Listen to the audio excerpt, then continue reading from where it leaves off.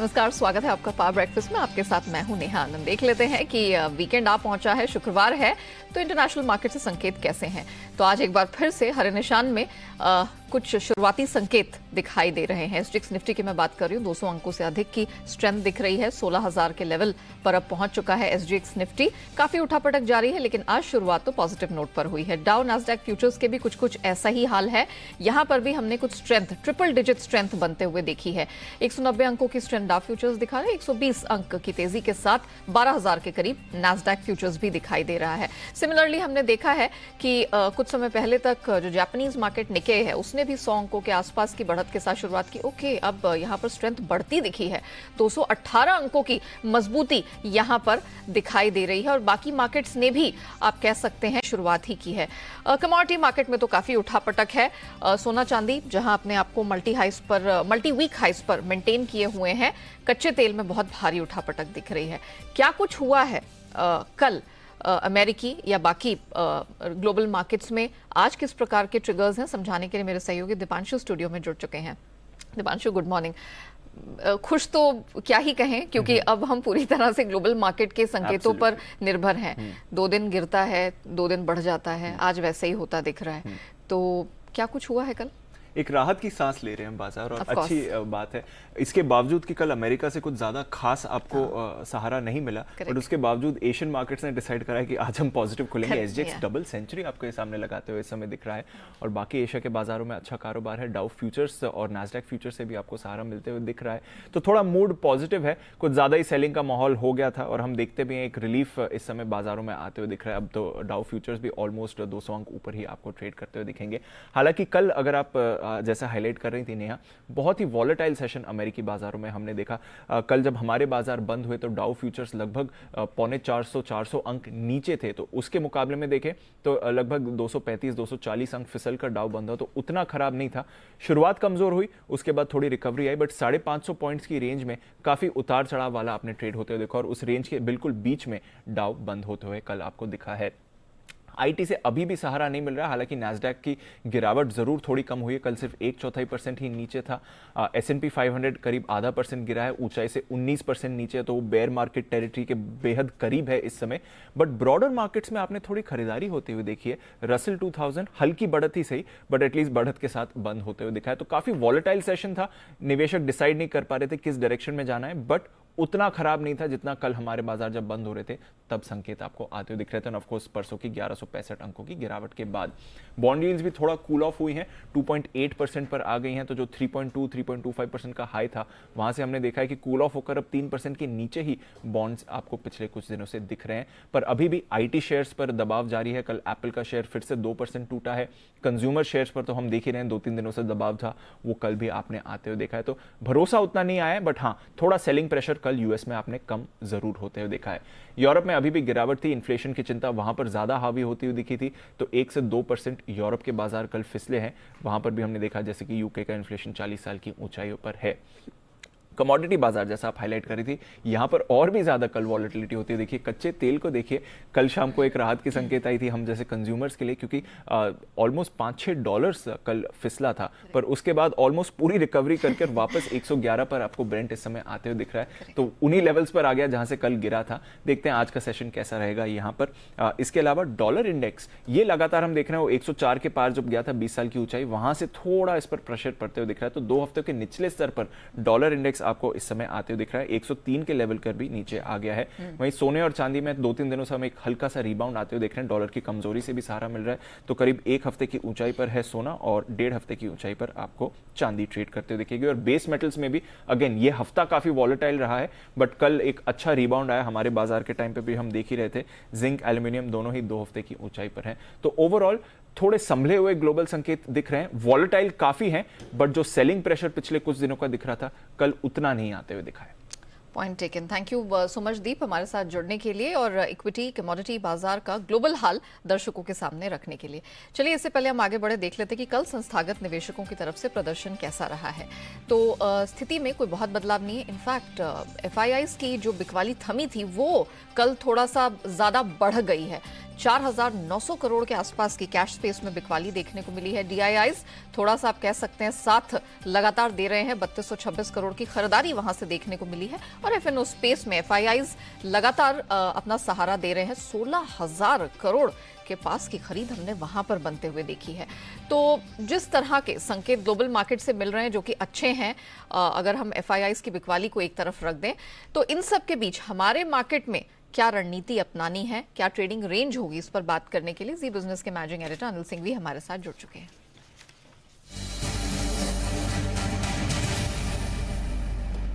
Sir good morning. हम clearly पूरी तरह से अब ग्लोबल मार्केट का मुंह ताक रहे हैं सर, जहां भी उठापटक बहुत ज्यादा है।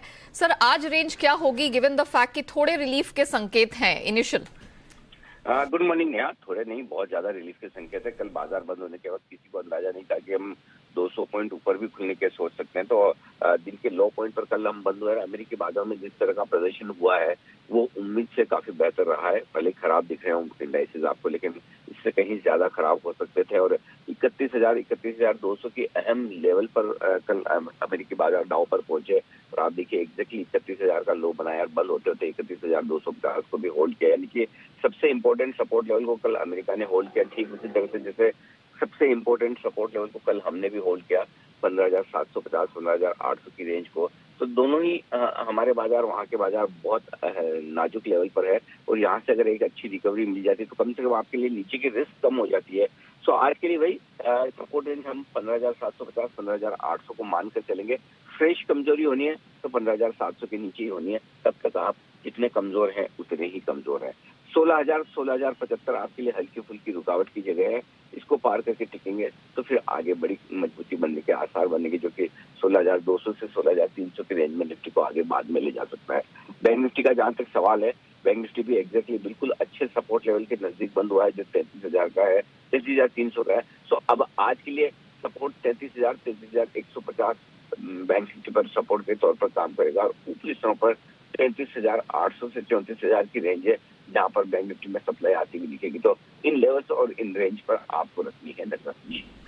Point taken sir, thank you so much हमारे दर्शकों की हैंड होल्डिंग करने के लिए। तो क्लियरली जैसे कि सर ने भी कहा कि हम बेयर लेवल के काफी करीब हैं, लेकिन ये अच्छा मौका है जहां पर डिप में आपको खरीद का मौका मिलेगा। लेवल्स बता देती हूँ, 15,740 से 800 ये एक लेवल है जिसको निफ्टी तोड़ता नहीं दिखाई देगा।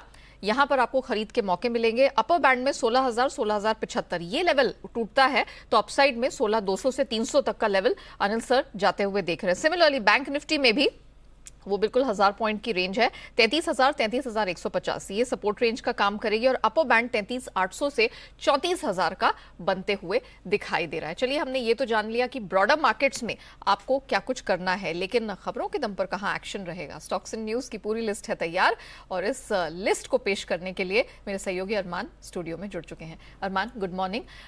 बड़े दमदार नतीजे कल निकल कर आए हैं, तो कौन कौन सी कंपनीज थी और कैसे कैसे नतीजे पेश किए? दमदार नतीजों में सबसे पहले देखिए आप HPCL है, जिसने हमारे अनुमान को बीट करा है। रेवेन्यू जो आय जो है वो लगभग 1% बढ़ी है। इबिटा अगर क्या बात करेंगे तो इबिटा 12% बढ़कर आया था दिखा है। मार्जिन्स 1.9% से बढ़कर 2.2% पर आते हुए दिखे। हमारा अनुमान सिर्फ 1.6% का था। वही मुनाफा देखेंगे तो मुनाफा दोगुना हो गया है। हमारा अनुमान 750 करोड़ का था, बट जो मुनाफा आया है वो लगभग 1800 करोड़ के आसपास आता हुआ दिखा है। GCPL कमजोर नतीजे आते हुए दिखे हैं। अगर आप आय देखेंगे तो आय लगभग 7% बढ़कर आई है। वहीं अगर आप इबिटा की बात करेंगे तो इबिटा लगभग 12.6% घटकर आता हुआ दिखा है और मुनाफा लगभग फ्लैटिश रहा है। अशोक लीलैंड वापस हमारे जो अनुमान था उससे बेहतर नतीजे आते हुए दिखे हैं। अगर आप आय की बात करेंगे तो आय लगभग 25% बढ़कर आती हुई दिखी है। इबिटा देखेंगे तो इबिटा भी लगभग 45% बढ़कर और मुनाफा लगभग 3.7 टाइम्स बढ़कर आता हुआ दिखा है। हालांकि एक एक्सेप्शनल गेन भी है 470 करोड़ का। चंबल फर्टिलाइजर्स मार्जिन्स गिरे हैं, उसके अलावा देखेंगे तो एडजस्टेड बेसिस पर अच्छे नतीजे हैं। आय 101% बढ़कर आती हुई दिखी है। इबिटा 26% बढ़कर आता हुआ दिखा है। मुनाफा, हालांकि मुनाफे में 45% का कट है, पर उसका रीजन ये है कि एक एक्सेप्शनल आइटम है 338 करोड़ का। कैमलिन फाइन साइंस नतीजे कमजोर आते हुए दिखे हैं। आय 19% बढ़कर आई है। इबिटा लगभग 52% घटा है। वहीं मुनाफे में भी 15% का कट देखा गया है। एंड्योरेंस टेक्नोलॉजी नतीजे कमजोर आते हुए दिखे हैं। आय लगभग 2.5% घटकर आई है। इबिटा अगर देखेंगे तो वहाँ पर भी 22.6% की कटौती देखी गई है और मुनाफे में भी लगभग 27% की कटौती देखी गई है। ग्लैंड फार्मा ऑपरेशनली कमजोर नतीजे आते हुए दिखे हैं। आय लगभग 24% बढ़कर आती हुई दिखी है। इबिटा हालांकि 6.3% बढ़ा है, पर आप मार्जिन देखेंगे तो मार्जिन लगभग 37% से कटकर 32% के आसपास आते हुए दिखे हैं। अंत में ऑन मोबाइल ग्लोबल नतीजे कमजोर आते हुए दिखे हैं। आय लगभग 4.5% घट कर आई है। वहीं आप मार्जिन्स की बात करेंगे तो मार्जिन्स में भी 10% से 6.8% पर आते हुए दिखे हैं और मुनाफा देखेंगे तो मुनाफे में भी 46% का कट देखा गया है। हालांकि डिविडेंड, कंपनी ने डिविडेंड भी दिया है 1.5 प्रति शेयर का। चलिए, अरमान ने ये तो आपको बता दिया कि आज कल इनफैक्ट कौन कौन सी कंपनियों ने कैसे कैसे नतीजे पेश किए हैं जो अमूमन जबरदस्त ही रहे हैं। अरमान, आज भी कंपनीज, बहुत सारी महत्वपूर्ण कंपनियां नतीजे पेश करेंगी, बहुत ट्रिगर्स भी हैं हमारे मार्केट में, कुछ खबरें भी हैं, जरा वो बताइए दर्शकों को। सबसे पहले नतीजों में निफ्टी में जो बड़ी कंपनी है वो है एनटीपीसी, जिसके नतीजे आएंगे। एफएनओ में आपको Amara Raja, Indiabulls housing finance, IDFC, Pfizer, Zydus life science, इनके नतीजे आते हुए दिखेंगे। हिंदुस्तान फूड्स पर ध्यान रखिएगा जिसमें बोर्ड स्टॉक स्प्लिट पर बैठक है। जाइडस लाइफ साइंस जिसमें बोर्ड बैठक है, बायबैक पर विचार है। प्रूडेंट कॉर्पोरेट एडवाइजर्स जिसकी आज आईपीओ से लिस्टिंग होगी। इशू प्राइस जो था वो 630 रुपये था। चेंज इन प्राइस बैंड है from 20% to 10% Orient Bell, from 10% to 5% Rashtriya sugar. Ex date है ट्रेंट लिमिटेड की जो फाइनल डिविडेंड था ₹1.1 का। ग्लोबल में जापान का सीपीआई का डेटा आता हुआ दिखेगा और अब बहुत सारे आईपीओ अपडेट्स हैं। पारादीप फॉस्फेट्स कुल मिला के जो आईपीओ भरा है 1.75 टाइम्स भरकर आया है। क्यूआईबी लगभग 3 गुना। एनआईआई देखेंगे तो वो 0.82 times. Retail 1.37 times. Ethos limited आज आईपीओ का आखिरी दिन है। दूसरे दिन तक कुल आईपीओ कितना भरा है? 44% भरा है, जिसमें रिटेल ने लगभग 68% भरा है और क्यूआईबी लगभग देखेंगे तो 19% भरकर आता हुआ दिखा है। ई मुद्रा लिमिटेड का आईपीओ आज से खुलने वाला है, 20 से 24 मई तक खुला रहेगा। प्राइस बैंड आपको 253 से 256 में और एंकर निवेशकों के जरिए कंपनी ने 124 करोड़ रुपए जुटाए हैं, जिसमें अच्छे नाम जैसे Motilal Oswal, abacus, SBI technology, ऐसे नाम हैं जिन्होंने इसमें इन्वेस्ट किया है। एफएमसीजी स्टॉक्स पर ध्यान रखिएगा क्योंकि जो पाम तेल एक्सपोर्ट पर इंडोनेशिया ने जो बैन हटाया है उससे ये लोग फोकस में रहेंगे, क्योंकि सोमवार से अब जो एक्सपोर्ट पर बैन है वो हटा दिया है इंडोनेशिया ने। शेवियर्ट, लुडलोजॉइड, जूट, ग्लॉस्टर, इन पर ध्यान रखिएगा। क्या है रीजन? क्योंकि सरकार ने जो जूट की अधिकतम कीमतें हैं, जो रॉ जूट की अधिकतम कीमतें हैं, उस पर जो कैप है वो हटा दिया है, क्योंकि रॉ मटेरियल की कैप हटा दी है। तो इन लोगों के लिए शायद हो सकता है, ये टेक्सटाइल मटेरियल नोटिफिकेशन के लिए दिया है कि इन लोगों के लिए हो सकता है कि कंपनी के लिए नेगेटिव हो। जेएम फोडलर 25 मई को नतीजों के साथ बोनस शेयर पर विचार किया जाएगा। इक्विटा स्मॉल फाइनेंस बैंक जिसमें एमडी और सीईओ पी.एन. वासुदेवन जी ने इस्तीफा दे दिया है और बोर्ड जल्दी एक कमेटी गठन करेगा जिस पर नए सक्सेसर की प्लानिंग की जाएगी। अंत में बल्क डील है मेरे पास जिसमें गो फैशन, जिसमें इंडिया एडवांटेज फंड ने लगभग 18 लाख शेयर बेचे हैं और उन्होंने बेचे हैं वो एसबीआई म्यूचुअल फंड ने खरीदे हैं। Point taken Arman, thank you so much हमारे साथ जुड़ने के लिए, स्टॉक्स एंड न्यूज की पूरी लिस्ट रखने के लिए। आइए अब जान लेते हैं आज की ट्रेडिंग कॉल्स। चॉइस ब्रोकिंग से शुरुआत करेंगे। अंबुजा सीमेंट, यहां पर खरीद की रिकमेंडेशन है, बाय करके चले। इसका लास्ट ट्रेडिंग प्राइस 364 रुपए था। स्टॉप लॉस लगाइए 358 का, 378 का टारगेट इस स्ट्रैटेजी के लिए दिया गया है। अनराठी सिक्योरिटीज, आरसीएफ खरीदारी की रिकमेंडेशन निकल कर आई है। इस स्ट्रैटेजी में 90 का स्टॉप लॉस लगाना है, 105 का टारगेट है। इसकी लास्ट क्लोजिंग प्राइस 97 रुपए के आसपास थी। सेंट्रम ब्रोकिंग की तरफ से आज 2 रिकमेंडेशंस हैं। पहली, टीवीएस मोटर्स में खरीदारी की रिकमेंडेशन है, 671 का स्टॉप लॉस, 695 का टारगेट। और आरसीएफ में इनकी भी रिकमेंडेशन निकल कर आई है, 95 का स्टॉप लॉस इनकी तरफ से निकल कर आया है और आज की ट्रेडिंग के लिए ये 101 का टारगेट सुझा रहे हैं। चलिए अब जान लेते हैं कि जिस तरह का मार्केट का मूड मिजाज है, आज फ्राइडे एक्सपर्ट्स की तरफ से क्या स्ट्रैटेजी निकल कर आ रही है, किन स्टॉक्स पर उनका भरोसा है, पूरी डिटेल में बात करेंगे। कोटक सिक्योरिटीज के श्रीकांत चौहान हमारे साथ जुड़ चुके हैं। श्रीकांत जी, गुड मॉर्निंग, बहुत स्वागत है। सबसे पहले निफ्टी बैंक निफ्टी पर ही आपका व्यू लेना चाहेंगे, क्योंकि कल हमने भारी भरकम गिरावट आते हुए देखी है, अपने लोज के काफी करीब है। क्या ये खरीद का मौका इन दोनों इंडाइसेस में हो सकता है? Good morning. देखिए, हमें लगता है कि बिल्कुल मार्केट एक इम्पॉर्टेंट सपोर्ट्स के करीब आके कल बंद हुआ था। इतने प्रेशर के बावजूद मार्केट ने 15,750 के लेवल्स को होल्ड किया है और आज गैप अप ओपनिंग अगर हो रही है मार्केट में, तो हमें लगता है कि एक बार बिल्कुल 15,750 के स्टॉप लॉस के साथ कुछ लॉन्ग पोजीशंस बनाई जा सकती है, क्योंकि अगर ये मार्केट अगर इसी तरह अगर एक और अच्छे रिबाउंड में अगर कन्वर्ट हो जाता है, क्योंकि अगर आप ग्लोबल फैक्टर्स देखिए जहाँ पे हम हमेशा फोकस करते हैं, तो वहाँ पे और जो 10 ईयर बॉन्ड यील्ड है वो नीचे आ चुका है। डॉलर इंडेक्स जो इतने दिन से 105 के करीब ट्रेड कर रहा था वो 102.50 103 के करीब आया है। तो ये संकेत कुछ पॉजिटिव है और इसी वजह से हमें लगता है कि यहाँ पे एक मौका नहीं चुकना चाहिए। 15,750 के स्टॉप लॉस के साथ निफ्टी को लॉन्ग करें। टारगेट रखें वापस एक बार 16,200 से लेकर 16,400 के। और बैंक निफ्टी की अगर बात करें तो बैंक निफ्टी भी 33,315 के करीब बंद हुआ है। यहाँ पे हमें लगता है कि ये भी डबल बॉटम बना चुका है। 33,200 का स्टॉप लॉस रखे, काफी नजदीक का स्टॉप लॉस है। और टारगेट रखे आप यहाँ पे वापस एक बार 34,200 की। Okay, point taken. चलिए, निफ्टी बैंक निफ्टी में तो आपने बता दिया कि हमारे दर्शक आज क्या रणनीति अपना सकते हैं। कोई स्टॉक स्पेसिफिक एक्शन आपको दिखाई दे रहा है जहां पर शॉर्ट कमाई के मौके आज बन सकते हैं? बिल्कुल, तो हमें लगता है कि दो स्टॉक है कि जहाँ पे काफी स्ट्रेंथ और मोमेंटम बना हुआ है। सबसे पहले टाटा केमिकल्स, जहाँ पे हमें लगता है कि ये स्टॉक कंसोलिडेट हो रहा है और इवेंचुअली लगता है कि 1000 के लेवल्स को क्रॉस कर सकता है। तो करंट लेवल से टाटा केमिकल्स को लॉन्ग करके चल सकते हैं 952 955 के करीब। स्टॉप लॉस रखिए 945 रुपए का। टारगेट वापस से एक बार 980 से लेकर 990 के हो सकते हैं।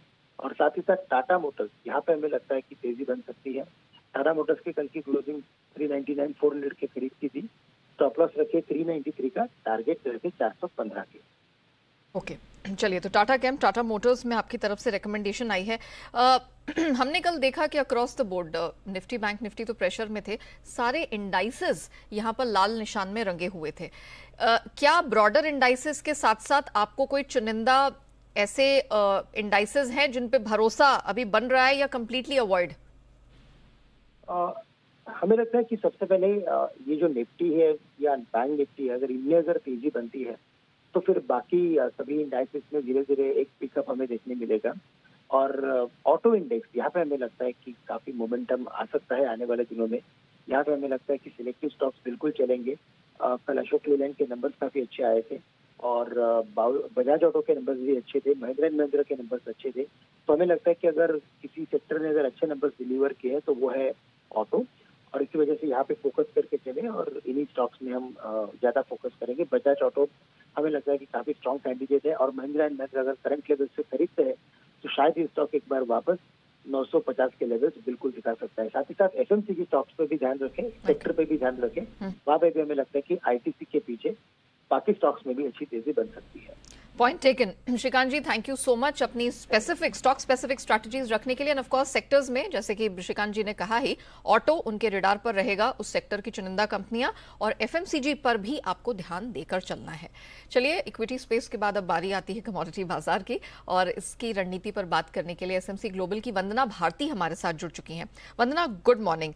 बहुत उठापटक हमने कमोडिटी बाजार के भी नाम होते हुए देखी। कल बहुत क्लासिक केस था। कच्चे तेल से शुरुआत करेंगे। जिस तरह की उठापटक दिख रही है, आज आप क्या करना पसंद करेंगी? 111 के पास है और एक बेंचमार्क ऊपर, एक बेंचमार्क नीचे।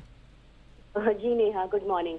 बहुत ही ज्यादा ट्रिकी मार्केट है और यहाँ पे जो भी ट्रेड लेना होगा, मैं ये प्रेफर करूंगी कि इंट्राडे स्ट्रैटेजी यहाँ पे अपनाई जाए और कैरी फॉरवर्ड ना किया जाए, क्योंकि एक वीकेंड आ रहा है अब यहाँ पे।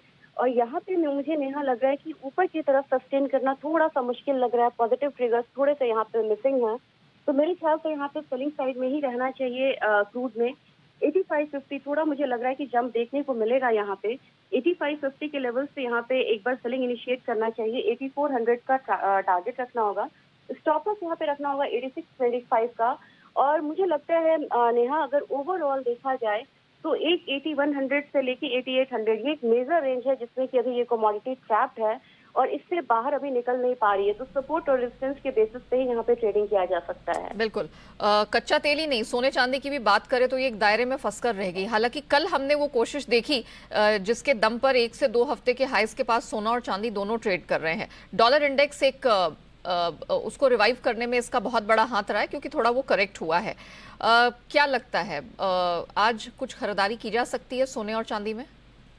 बिल्कुल नेहा, यील्ड में जो गिरावट आई है उसने काफी सपोर्ट किया है, खासकर जबकि सोना 50,000 के करीब था, 50,000 से इनफैक्ट नीचे भी चला गया था। और चांदी में भी यहाँ पे 59,000 तक के जो लेवल्स थे उससे थोड़े ऊपर वो दिख रहे थे यहाँ पे। तो यील्ड में गिरावट और लोअर लेवल बाइंग, इसने काफी अट्रैक्टिव बनाया था इस काउंटर को। मेरे ख्याल से अभी के समय में हो सकता है कि थोड़ा सा गैप डाउन ओपनिंग हम देखें, लेकिन फिर से एक वैल्यू बाइंग इमर्ज हो सकती है यहाँ पे। मेरे ख्याल से नेहा सिल्वर में बाइंग साइड में ही रहना चाहिए। 61,500 के करीब बाइंग करनी चाहिए। 62,800 तक के टारगेट मुझे लग रहा है कि इजिली यहाँ पे आ सकते हैं, क्योंकि क्विक मूव आती है यहाँ पे सिल्वर में। और जिसके लिए स्टॉप लगाना होगा वो होगा 61,000 का। सिमिलरली मुझे लग रहा है नेहा कि गोल्ड में भी एक 200 से 300 रुपए तक की जो बाइंग है वो गिरावट पे फिर से देखने को मिल सकता है आज के दिन में। मेटल्स पे कोई भरोसा, क्योंकि कल निकेल, एल्यूमिनियम, जिंक ने एलएमई पर अच्छा खासा कमबैक दिखाया है। So is it here to stay? क्या करेंगे? यस ऑफ कोर्स नेहा, मुझे लग रहा है कि कुछ कमोडिटी यहाँ पे फिर से आज शाइन कर सकती हैं। इसमें यहाँ निकल भी है और इनफैक्ट कॉपर भी यहाँ पे है। तो मेरे ख्याल से आज के दिन में हो सकता है कि 778 तक के लेवल्स हम यहाँ पे आता हो। देखिए 14 रुपीज का अपसाइड था कल कॉपर में, तो वो रिपीट नहीं होगा, but still we can wait for 778, 776। और निकल में मुझे लग रहा है यहाँ पे कि आज के दिन में हो सकता है कि 2180 तक के जो टारगेट्स है वो आता हुआ दिखे। एक काउंटर थोड़ा सा मुझे वीक लग रहा है, वो लेड है। यहाँ पे ये लैगर्ड हो सकता है और यहाँ पे हो सकता है कि हम एक दायरे में कारोबार होता हुआ देखें। तो दो चीजें हैं जहाँ पे क्लियर मूव है। और तीसरी यहाँ पे कमोडिटी बहुत स्ट्रांग है नेहा, वो है जिंक। जिंक में काफी प्रीमियम पे ट्रेड होने के बाद प्रीमियम यहाँ पे शेड हुआ था और मेरे ख्याल से यहाँ पे फिर से बाइंग आएगी और 323 तक के जो लेवल्स है वो देख सकते। तो 3 रुपए तक की जो बाइंग है इनफैक्ट जिंक में भी की जा सकती है। Point taken Vandana, thank you so much हमारे साथ जुड़ने के लिए। कमोडिटी बाजार में कहां है कमाई के मौके दर्शकों को बताने के लिए। अब बात करते हैं एफआईआर यानी एफआईआई इन्वेस्टमेंट रिपोर्ट की। देखते हैं किन स्टॉक्स में आज एफआईआई ब्रोकरेज ने दर्ज की है एफआईआर। शुरुआत डॉक्टर रेड्डीज से करेंगे। यहाँ पर काफी सारे ब्रोकरेजेस की रिकमेंडेशन आई है। मॉर्गन स्टैनली सबसे पहले ओवरवेट स्टैंस बरकरार रखा है, टारगेट 5202 का है। क्रेडिट स्विस न्यूट्रल स्टैंस बरकरार है, टारगेट 4465 का है। जेफरीज बाय की पोजीशन बरकरार, टारगेट भी बढ़ाया है, 5036 कर दिया है। सिटी की रिकमेंडेशन डॉक्टर रेड्डीज पर बाय पोजीशन बरकरार रखने की है, टारगेट थोड़ा सा काटा है, 4750 कर दिया। अब बारी आती है अशोक लेलैंड की। नतीजों के बाद यहां पर जेफरीज की तरफ से बाय पोजीशन मेंटेन करने की सलाह 130 के टारगेट के लिए। कॉनकॉर, इस पर ब्रोकरेजेस की रिकमेंडेशन जो आ रही है वो है इक्वल वेट का स्टैंस इनका बरकरार है, टारगेट 628 का है। नोमुरा बाय पोजीशन बरकरार है 863 के टारगेट के साथ। कॉनकॉर पर इनकी ये रिकमेंडेशन है। अब बारी आती है गोदरेज कंज्यूमर्स की। मॉर्गन स्टैनली के साथ शुरुआत करेंगे। अंडरवेट स्टैंस इनका बरकरार है, टारगेट भी थोड़ा घटाया है, 709 से 700 कर दिया। जेपी मॉर्गन, इन्होंने हालांकि अपना ओवरवेट आउटलुक बरकरार रखा है 872 के टारगेट के साथ। जेफरीज गोदरेज कंज्यूमर पर बाय पोजीशन बरकरार है 970 के टारगेट के साथ। नोमुरा ने भी अपनी खरीद की पोजीशन मेंटेन करके रखी है, टारगेट थोड़ा सा घटाया है, 950 कर दिया है। अब बारी आती है एचपीसीएल की। नोमुरा की हिंदुस्तान पेट्रोलियम पर न्यूट्रल का स्टैंस बरकरार है, 310 का target. Credit Suisse neutral stance को मेंटेन किया है, टारगेट 280 का है। जेफरीज की अगर बात करें तो बाय की पोजीशन मेंटेन रखने की सलाह दी है, हालांकि इन्होंने टारगेट थोड़ा सा काटा है, 270 कर दिया है। सिटी की रिकमेंडेशन बाय की पोजीशन बरकरार रखने की है, टारगेट इन्होंने भी थोड़ा सा घटाया है, 310 कर दिया है। और अंत में बात जेके लक्ष्मी सीमेंट की। जेफरीज की रिकमेंडेशन बाय की पोजीशन बरकरार रखने की, टारगेट बढ़ा दिया है, 560 हो गया है। और सीएलएसए की जो लूपिन पर रिकमेंडेशन है, यहां पर इन्होंने अपना स्टैंस डाउनग्रेड करके अंडर परफॉर्म कर दिया है और टारगेट दिया है 607 का।